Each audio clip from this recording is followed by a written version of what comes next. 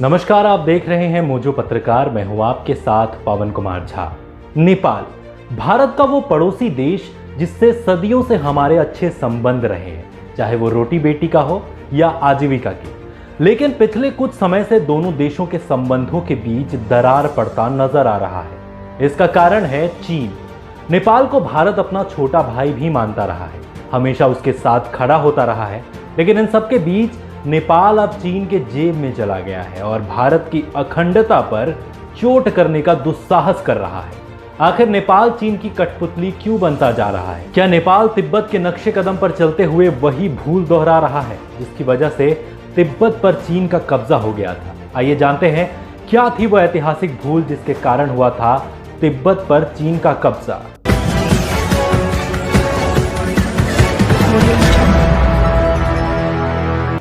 तिब्बत मध्य Asia का एक पठारी भूभाग जो उच्च पर्वत श्रेणियों के मध्य कुनलुन एवं हिमालय के मध्य में स्थित है। इसकी ऊंचाई 16,000 फुट तक है। यहाँ का क्षेत्रफल 12,20,000 वर्ग किलोमीटर है। इसे इसके पारंपरिक नाम बोर्ड या भोट के नाम से भी जाना जाता है। सदियों से स्वतंत्र रहा तिब्बत के लगभग सभी क्षेत्र पर अब चीन का आधिपत्य है। जनसंख्या के दृष्टिकोण से देखें तो तिब्बत की जनसंख्या चीन के सभी प्रांतों से कम है। यहाँ लगभग 26 लाख लोग रहते हैं, जिनमें से लगभग 25 लाख तिब्बती जाति के। इन सब की शुरुआत हुई थी तिब्बत नेपाल युद्ध से। बहुत कम लोग जानते हैं कि तिब्बत ने दक्षिण में नेपाल से कई बार युद्ध किया था, लेकिन हर बार तिब्बत को हार का सामना करना पड़ता था। तो इसके एवज में तिब्बत को हर जाने के तौर पर हर वर्ष नेपाल को 5,000 नेपाली रुपए देने की शर्त माननी पड़ी थी। तिब्बत इस हर जाने से काफी परेशान हो गया था और इससे बचने के लिए उसने चीन से सैन्य मदद की मांग की, जिससे नेपाल को युद्ध में हराया जा सके। चीन की मदद से नेपाल को दिए जाने वाले जुर्माने से तिब्बत मुक्त तो हो गया, किंतु सन 1906-07 में तिब्बत पर चीन ने अपना अधिकार जमा लिया। चीन ने अपनी कई चौकियां तिब्बत में स्थापित कर ली। सन 1933 में 13वें दलाई लामा की मृत्यु के बाद तिब्बत के बाहरी भूभाग पर भी चीन ने कब्जा जमाना शुरू कर दिया। 1 अक्टूबर 1949 को चीनी कम्युनिस्ट के प्रमुख माओ जेडोंग ने यह घोषणा की कि अब चीन पीपल्स रिपब्लिक ऑफ चाइना के नाम से जाना जाएगा, क्योंकि चीन में अब कम्युनिस्ट पार्टी का राज है। माओ ने उसी समय पूरी तिब्बत पर कब्जा करने की योजना बनानी शुरू कर दी।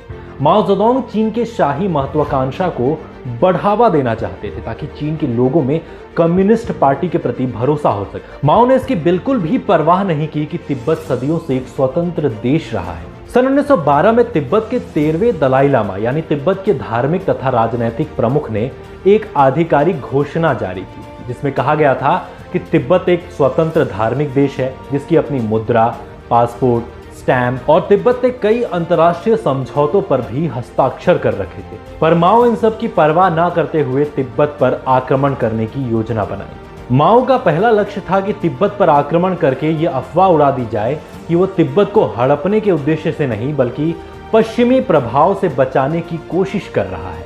14वें यानी वर्तमान दलाई लामा की माने तो चीन ने लगभग 8,000 तिब्बती सैनिकों को मार गिराया था। दुनिया देखती रही और चीन के सैनिक तिब्बत पर कब्जा जमाते रहे। सन 1951 में चीनी सैनिक काफी हद तक तिब्बत में प्रवेश कर चुकी थी। उसने तिब्बत के 2 बड़े भूभाग पर अपना कब्जा जमा लिया था, पर वो एक जगह आकर रुक गए और चीन ने तिब्बत के लीडर के समक्ष एक प्रस्ताव रखा कि जिस भूभाग तक चीन प्रवेश कर चुका है वो हमारा यानी चीन का क्षेत्र बन जाएगा, बाकी भाग अब तिब्बत का स्वतंत्र क्षेत्र होगा। मजबूरी में यह प्रस्ताव तिब्बत के लीडरों को मानना पड़ा। 17 पॉइंट एग्रीमेंट पर हस्ताक्षर करने के बाद तिब्बत के लीडरों को लगा कि अब शायद संकट खत्म हो गया है और चीन की आर्मी अब उनके लोगों पर अत्याचार नहीं करेगी। वो अपने धर्म का भी पालन स्वतंत्र रूप से कर पाएंगे। पर यह उनकी सबसे बड़ी भूल थी। चीन ने उसके बाद भी तिब्बत के लोगों पर अत्याचार करना जारी रखा। सन 1959 में तिब्बत के लोगों का चीनी सरकार पर आक्रोश बढ़ने लगा और यह आक्रोश तब आंदोलन में बदल गया जब आम आदमी भी चीन के खिलाफ इस आंदोलन में बढ़ चढ़कर हिस्सा ले रहे थे। बढ़ते आक्रोश को देखते हुए चीन घबरा गया और चीनी सरकार ने अपने आर्मी को यह निर्देश दिया कि कैसे भी करके इस विद्रोह को समाप्त कर दे। फिर क्या था? मौत का वो खेल शुरू हुआ जिसकी कोई कल्पना भी नहीं कर सकता। चीन की सेना ने बड़ी क्रूरता के साथ हजारों तिब्बतियों को मौत के घाट उतार दिया। तिब्बत के प्रमुख दलाई लामा और उनके साथ करीब 80,000 तिब्बतियों को तिब्बत छोड़कर भारत आना पड़ा। सन 1965 में चीन ने तिब्बत के प्राय सभी भाग को अपने नियंत्रण में कर दिया था। 1966 में शुरू हुई सांस्कृतिक क्रांति, जिसका सबसे ज्यादा खामियाजा तिब्बत के लोगों को भुगतना पड़ा। सांस्कृतिक क्रांति का उद्देश्य था कि चीन में कम्युनिस्ट विचारधारा सबसे ऊपर हो। इस क्रांति से तिब्बत की संस्कृति को गहरी चोट आई, जिसके कारण तिब्बत के लोगों में आक्रोश और ज्यादा बढ़ गया। यह भी कहा जाता है कि 1966 से 1976 के बीच लगभग 10 लाख से ऊपर तिब्बतियों को भूखा या किसी अन्य तरीके से मार दिया गया। चीन का सांस्कृतिक क्रांति दुनिया के इतिहास में सबसे काला अध्याय माना जाता है। चलिए ये भी जान लेते हैं आखिर कौन होते हैं दलाई लामा और कैसे होती है इनकी नियुक्ति।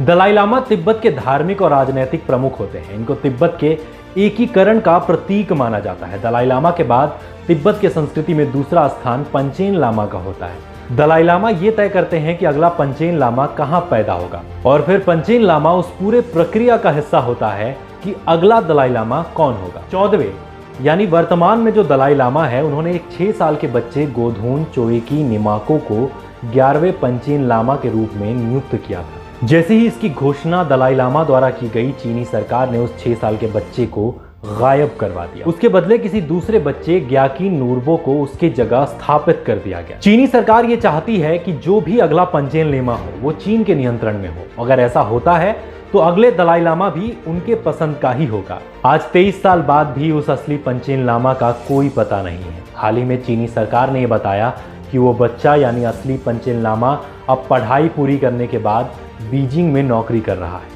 इन सब को देखते हुए 14वें दलाई लामा ने निर्णय लिया कि जो उनके बाद अगला दलाई लामा होगा वो अब पंचेन लामा द्वारा नहीं चुना जाएगा। उन्होंने कहा कि सदियों से चली आ रही इस परंपरा को अब खत्म किया जाना चाहिए और अगला दलाई लामा लोकतांत्रिक रूप से चुना जाना चाहिए, ताकि तिब्बत की आजादी की लड़ाई जारी रहे और चीन का पूरी तरह से तिब्बत के धर्मगुरुओं पर नियंत्रण ना हो सके। आज भी समय समय पर तिब्बत की आजादी के लिए आंदोलन होते रहते हैं, पर चीन इसे बड़ी क्रूरता के साथ दबाता रहता है। चीन ने तिब्बत में विदेशी पत्रकारों पर भी प्रतिबंध लगाया हुआ है। तो नेपाल को यह समझना चाहिए कि चीन सिर्फ अपने फायदे के लिए सब कुछ करता है, जिसका रिजल्ट पाकिस्तान और तिब्बत के रूप में हम सबके सामने है। तो आज के लिए इतना ही। देखते रहिए मोजो पत्रकार। अगर आप हमें फेसबुक पे देख रहे हैं तो हमारे चैनल को लाइक और फॉलो जरूर करें। अगर आप हमें यूट्यूब पे देख रहे हैं तो हमारे चैनल को सब्सक्राइब करें, साथ ही बेल आइकन को दबाना ना भूलें।